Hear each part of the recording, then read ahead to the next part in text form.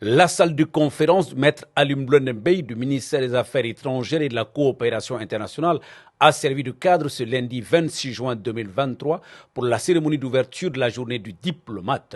Une initiative conjointe de 3 structures, à savoir l'Association des femmes des affaires étrangères, le syndicat libre des travailleurs des affaires étrangères et l'amicale des anciens ambassadeurs et consuls généraux du Mali.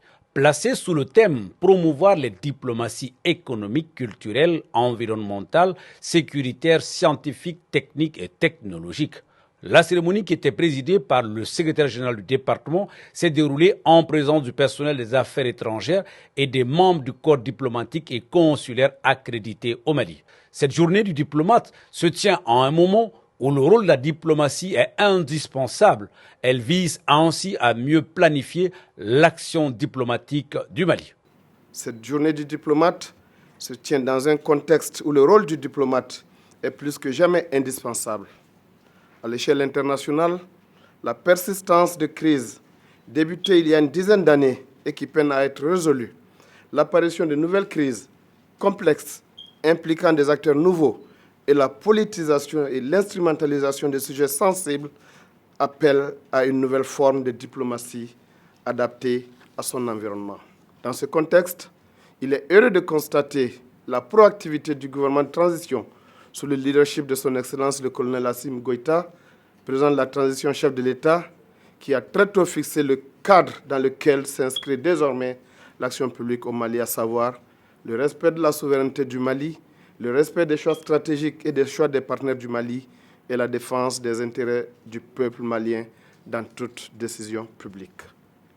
Ces principes qui mettent l'intérêt des Maliens et du Mali au centre de notre action publique constituent, à n'en pas douter, le sens de la mise en œuvre de la politique extérieure du Mali. À cet égard, il me plaît de rappeler, contrairement à une idée véhiculée certainement du fait d'une compréhension erronée, le Mali n'est fermé à aucun partenaire. Bien au contraire, nous avons fait le choix de l'appropriation nationale des défis auxquels nous sommes confrontés afin d'élaborer, grâce à l'ingénierie et à l'ingéniosité dont les Maliens ne manquent pas, des solutions à nos difficultés. Mesdames et messieurs, comme vous le savez, le Mali vient de passer avec succès une étape majeure dans la conduite politique de la transition avec l'organisation réussie du référendum constitutionnel, scrutin décisif dans le cadre du retour à un ordre constitutionnel apaisé et sécurisé. En effet, les Maliennes et les Maliens, selon les résultats provisoires, se sont prononcés à une majorité incontestable de 97% de oui en faveur du projet de constitution qui leur était soumis. Cette première phase franchie augure de bonnes perspectives pour la poursuite de la transition. Sur un autre plan, les forces armées maliennes remportent des succès tangibles sur le terrain grâce au renforcement de l'outil de défense en termes d'équipement et de formation. Parallèlement, les efforts se poursuivent pour améliorer la situation économique et humanitaire du pays.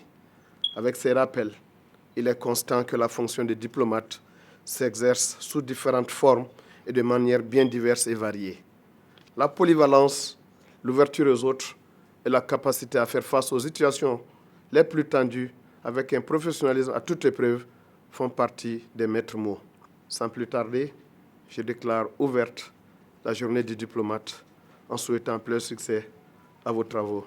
Au programme de cette journée du diplomate, des présentations et échanges sur des thématiques données, la cérémonie d'ouverture a pris fin par des poignées de main et une photo de famille avec l'ensemble du corps diplomatique accrédité dans notre pays.